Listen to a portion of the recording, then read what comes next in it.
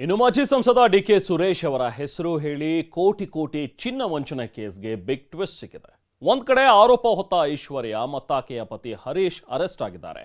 Arrest ಆಗೋ ಮೊದಲು ಐಶ್ವರ್ಯ release ಮಾಡಿದ ಫೋಟೋ, ಹೊರಬಂದ ಆಡಿಯೋ ಬೇರೆ ಕಥೆಯನ್ನೇ ಹೇಳ್ತಾ ಇದೆ ನೋಡಿ. ಐಶ್ವರ್ಯ ಚಿನ್ನದ ಫೋಟೋ ರಹಸ್ಯ ಏನು? ಬನ್ನಿ ನೋಡೋಣ.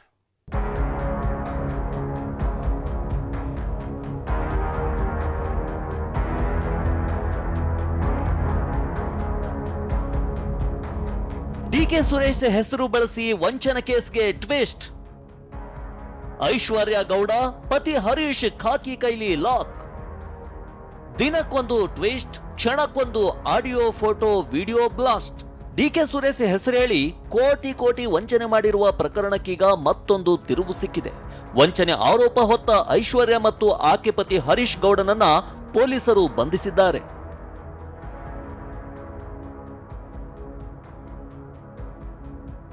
ಅಸಲಿಗೆ ಇವತ್ತು ಐಶ್ವರ್ಯಳನ್ನ ಪೊಲೀಸರು ವಿಚಾರಣೆಗೆ ಕರೆದಿದ್ರು.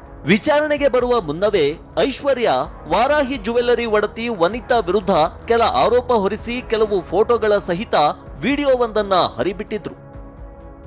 ಗಣ್ಯ ವ್ಯಕ್ತಿಗಳಿಂದ ಆಕೆಗೇನ್ ಲಾಭ ಅಂತಂದ್ರೆ, ಗಣ್ಯ ವ್ಯಕ್ತಿಗಳಿಗೆ ಶೋರೂಮ್ ತೋರ್ಸೋದು, ನನ್ ಬ್ಯಾಂಕ್ ಇದೆ ಅಂತ ತೋರ್ಸೋದು, ನಿಮ್ ದುಡ್ಡು ತಗೊಬಂದು ಇಲ್ಲಿಡಿ, ನಾವು ಸಹಾಯ ಮಾಡ್ತೀವಿ, ನಾವು ಅಷ್ಟು ಕೊಡ್ತೀವಿ, ನಾವ್ ಇಷ್ಟು ಕೊಡ್ತೀವಿ, ನಿಮ್ ಬ್ಲಾಕ್ ಮನಿನ ವೈಟ್ ಮಾಡ್ತೀವಿ ಅಂತ ಹೇಳೋದು ಇದೇ ಅವ್ರ ಕೆಲಸ. ಕೆಲವರಿಗೆ ಈಕೆ ಕೊಟ್ಟಿರೋರು ಎಲ್ಲರೂ ಬ್ಲಾಕ್ ಅಲ್ಲಿ ಕೊಟ್ಬಿಟ್ಟಿದ್ದಾರೆ, ವೈಟ್ ಅಲ್ಲಿ ಕೊಟ್ಟಿರೋರು ತುಂಬಾ ಕಡಿಮೆ.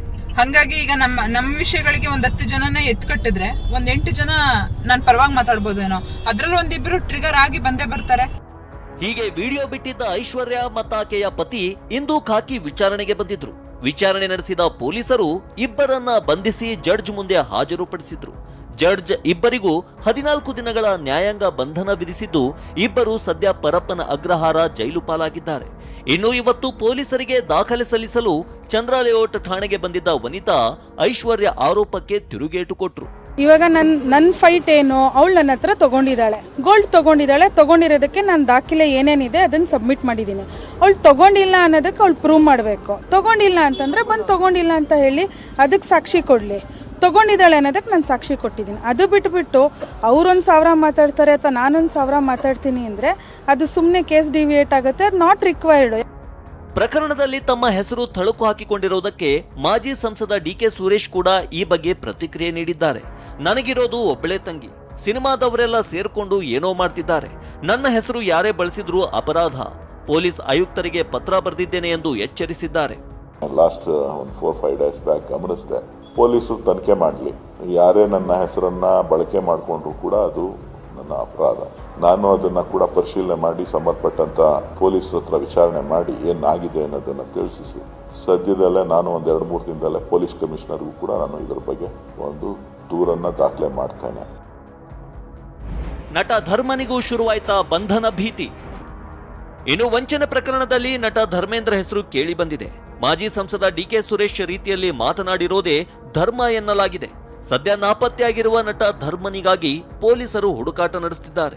ವಂಚನೆಯ ಪ್ರಕರಣ ದಾಖಲಾಗಿದೆ. ಅದರ ಬಗ್ಗೆ ಸ್ಥಳೀಯ ಪೊಲೀಸರು ತನಿಖೆ ಮಾಡ್ತಾ ಇದ್ದಾರೆ. ಆರೋಪಿಗೆ ಅಥವಾ ಆರೋಪಿತೆಗೆ ನೋಟಿಸನ್ನು ಕೊಡಲಾಗಿದೆ.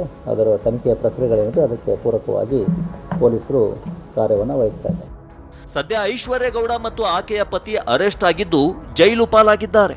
ಪೊಲೀಸರು ತನಿಖೆ ಚುರುಕುಗೊಳಿಸಿದ್ದಾರೆ. ಈ ಪ್ರಕರಣ ಇನ್ನು ಯಾರ್ಯಾರ ಬುಡಕ್ಕೆ ಬರುತ್ತೋ ಗೊತ್ತಿಲ್ಲ. ರಾಚಪ್ಪ ಜೊತೆ ಜಗದೀಶ್, TV9 ಬೆಂಗಳೂರು.